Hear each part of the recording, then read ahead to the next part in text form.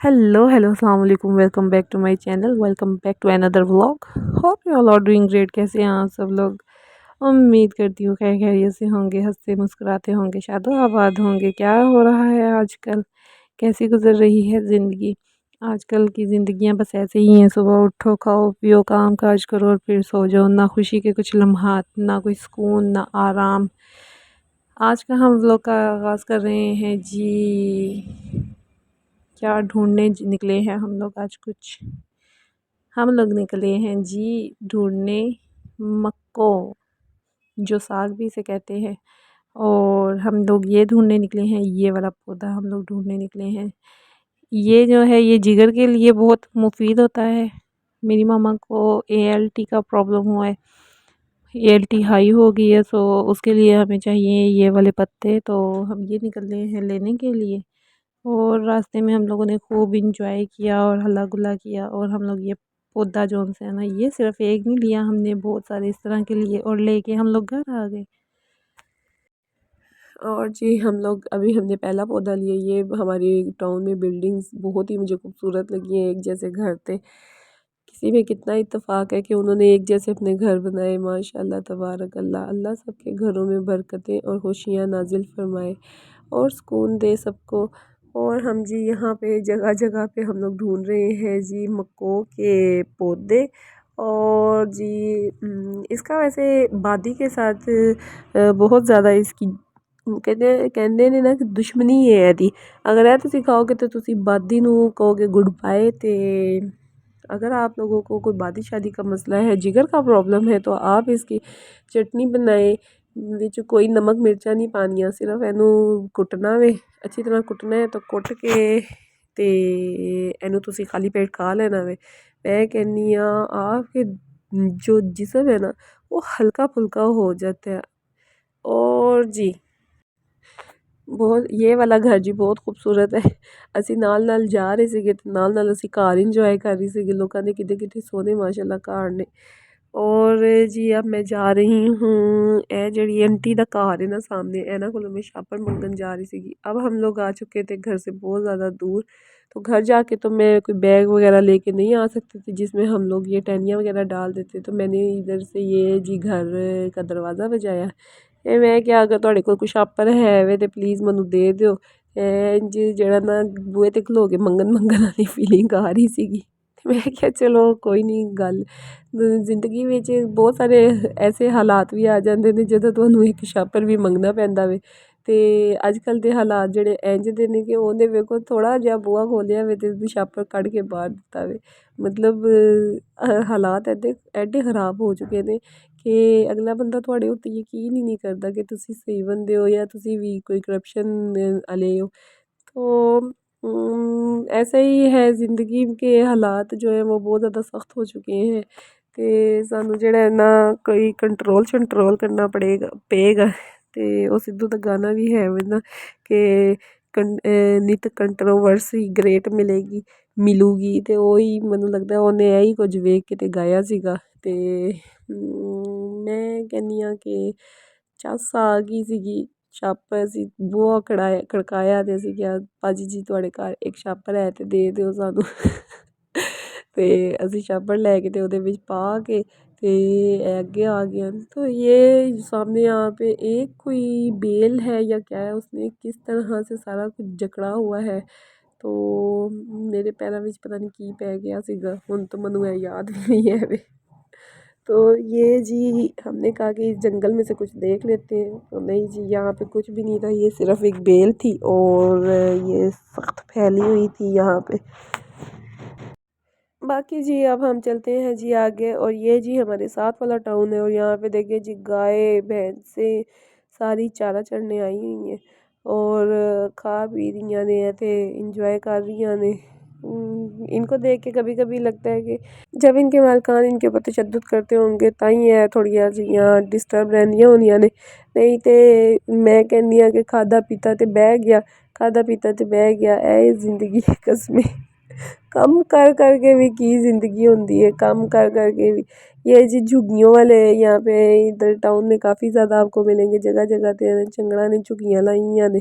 और बाकी देखोगे ਇਹਨਾਂ ਦਾ ਖੋਤਾ ਵੀ ਹੈ ਸੀਗਾ ਤੇ ਦੋ ਗਾਵਾਂ ਵੀ ਹੈ ਸੀਗੀਆਂ। तो मैं कहनी हाँ कि झुग्गियां वाले ने लेकिन नाल गावां भैंसां रखी होईयां ने ते साढ़े नालों अमीर ते है ने जिन्हां कोल गावां भी है ने ते मज्झां भी है ने ते हर हाल में शुक्र अदा करना चाहिए ज़िंदगी में। हमें किसी भी हाल में नाशुक्री नहीं करनी चाहिए। इंसान हर हाल में खुश व खुर्रम रहना चाहिए और हंसता मुस्कुराता रहना चाहिए। आजकल दे लोग वैसे देख के खुश वेख के खुश रह नहीं देंदे लेकिन हमें फिर भी कोशिश करनी चाहिए कि हम खुशबाश रहें, अपनी ज़िंदगियों में मस्त मगन रहें, लेकिन अपने साथ में जो गरीब गुरबा हैं उन लोगों को हमें नहीं भूलना चाहिए, बिल्कुल नहीं भूलना चाहिए क्योंकि शायद वो हमारे मुंतज़िर रहते हैं। हम लोग जी मको कैंच वैंच के चक्करों में दर बदर भटक रहे हैं, इधर से उधर भटक रहे हैं, उधर से इधर भटक रहे हैं। हम ਅਸੀਂ ਇੰਨੀ ਕੁ ਕੋਈ ਦੂਰ ਆ ਗਏ ਸੀਗੇ ਨਾ ਕਿ ਮੈਂ ਕਹਿ ਰਹੀ ਸੀ ਕਿ ਹੁਣ ਇੱਥੋਂ ਅਸੀਂ ਵਾਪਸ ਵੀ ਜਾਣਾ ਵੇ ਤੇ ਪੈਦਲ जाना वे हाय मेरी ਲੱਤਾਂ दर्द कर रही ਸੀਗੀਆਂ। तो यहाँ पे जी ये हम जा रहे थे तो रास्ते में पपीज़ चिट्टे चिट्टे से पपीज़ थे एडे कोई सोहने सीगे मैं कहनी हाँ मम्मा पीछे से आवाज़ें दी जा रही थी कि वापस आ जा इनकी माँ आ गई तो वो मारेगी और नस जल्दी कर जल्दी आ। मैं लेकिन इनको देख देख के मुझे इतना अच्छा लग रहा था और मुझे ये भी था कि इनमें से कोई एक उठ के अगर आ गया ना तो पता है ना ये छोटे छोटे होते हैं लेकिन कितना तेज़ भागते हैं तो इन्हें मेरे पीछे पीछे नसना सीगा तो मैं फिर या तो मैं डिग जाना सीगा या फिर की होना सीगा मनु भी नहीं पता। और इतने क्यूट लग रहे थे सारे बच्चे बहुत क्यूट लगते हैं जानवरों के हर जानवर का बच्चा बड़ा क्यूट लगता है। तो फिर हम थोड़ा सा आगे आए तो वहाँ पर हमें ये गोट्स नज़र आई। रेयान ने पीछे से पत्ते पकड़े थे तो अब रेयान का ये दिल था कि ये पत्ते मैं इनको खिला दूँ तो अब ये जी इन गोट्स को खिला रहा है पत्ते और पत्ते भी खिला रहा है और साथ में डर भी रहा है। तो गोट्स जो सी हैं वो लग रहा था जैसे बड़ी भूखी कब की बैठी हुई हैं और रेयान के जी दिए हुए पत्ते फटाफट ही उन्होंने खा ले सीगे। और हम आगे चलते गए रेयान मुझे पता नहीं क्या कह रहा था मनु नहीं हूँ याद है मैनू की कह रहा सीगा मन तो हुणे कीती गल ते पिछों नहीं याद रहिंदा कि मेरे नाल घंटा पहले की होया वे। तो बाकी हम फिर जी अपना सफ़र जारी रखते हुए जाई जा रहे हैं यहाँ से फिर मामा को एक जगह से जी मिल गई थोड़ी सी मको लेकिन जब मामा काट रही थी मको तो उनके हाथ पे लड़ गया जी कोई कीड़ा शीड़ा और उन्हें अब हो रही है दर्द। अब जी हम लोग और आगे जाते हैं और आगे जाते हैं शहरों का यही मसला है गाँव हो वहाँ पे आपको किसी भी जगह से कुछ भी मिल जाता है। ये झाड़ियाँ किसी ने रखी हुई हैं जी आग जलाने के लिए सर्दियाँ आ गई हैं ऐसे ही इकट्ठी कर लेते हैं तो फिर जी हाँ जी ये जी मुर्गी खाना है पोल्ट्री फार्म है लेकिन यहाँ पे पोल्ट्रियाँ हैं कोई नहीं पोल्ट्रियाँ उन्होंने चुक लिया ने तो फार्म ਇੱਥੇ ਹੀ ਪਏ ਆਵੇ ਤੇ ਇਹਨਾਂ ਨੂੰ ਚਾਹੀਦਾ ਸੀਗਾ कि फार्म भी चुक के ले जान ते जितने पोल्ट्रियाँ चुक के ले गए ने। और जी यहाँ पे आगे हम आ चुके हैं जी मेरी काम वाली के घर में जो हमारे घर में मेड है उसके घर हम लोग आ चुके हैं। और यहाँ पे मैं आपको दिखाती हूँ जी अभी मकई का खेत मकई तो उन्होंने उतार ली थी यहाँ पे सिर्फ मकई पड़ी हुई थी उसके वो बड़े खड़ा मकई खड़ी नहीं हुई थी उन्होंने की ਕੀਤਾ ਸੀਗਾ ਕੱਟ ਵੱਢ ਲਈ ਸੀਗੀ ਤੇ ਸਿਰਫ ਛਲੀਆਂ ਪਈਆਂ ਸੀਗੀਆਂ ਤੇ ਹੁਣ ਮੈਨੂੰ ਲੱਗਦਾ ਉਹਨਾਂ ਨੇ ਬੋਰੀਆਂ ਵਿੱਚ ਪਾਣੀਆਂ ਸੀਗੀਆਂ ਤੇ लेके जाके थे इन्होंने फ़रोख्त कर लेना सीगा। तो ये देखें कितना ज़बरदस्त लग रहा है यहाँ पे उन्होंने मकई सारी निकाल के रखी हुई है। अब हम लोग यहाँ से फाइनली लेंगे जी हमें मको का भी एक बहुत बड़ा ज़ख़ीरा यहाँ से मिला है और वो भी लेंगे। और ये है जी हमारी काम वाली का डेरा तो उसे हम लोग मिलते हैं मुलाकात करते हैं उसके साथ और उसे लेके तो वहाँ से हम लोग ਇੱਥੇ रेयान ने जी अपने पैर गंदे कर लए ਸੀਗੇ मिट्टी ਦੇ किचड़ ਵਿੱਚ ਪਾ ਲਏ ਸੀਗੇ ਇਹਨੇ ਆਪਣੇ पैर ਤੇ जी साड़ी काम वाली बीमार सीगी लेटी ही सीगी।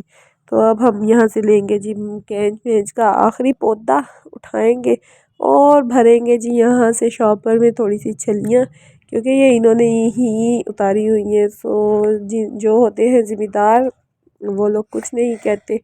और अब यहाँ से हम लेंगे उठाएंगे ये छलियाँ और शापर भर के ਤੇ ਹੁਣ ਅਸੀਂ ਵਾਪਸੀ ਦਾ ਸਮਾਨ ਕਰਨ ਲੱਗੇ ਹਾਂ।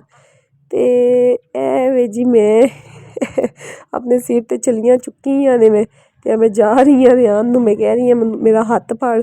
रेहान जड़ा वे मेरा हाथ नहीं पकड़ रहा। रेहान मैं सिर पे रखे हुए छलियाँ और रेहान को बस हर वक्त शादी शादी और म्यूज़िक के साथ इसका कोई सख्त किस्म का वो है। तो अब हम लोग वापसी का सफ़र करते हैं और पहुंचते हैं घर, आप लोगों से इस उम्मीद से कि जब मिलेंगे अगली दफ़ा तो तबीयत अच्छी के साथ मिलेंगे और बहुत सी दुआओं के साथ कि आप जहाँ रहें खुश रहें, आबाद रहें और हंसते मुस्कुराते रहें। मिलते हैं अगले व्लॉग में, तब तक के लिए टेक केयर, अल्लाह हाफिज़।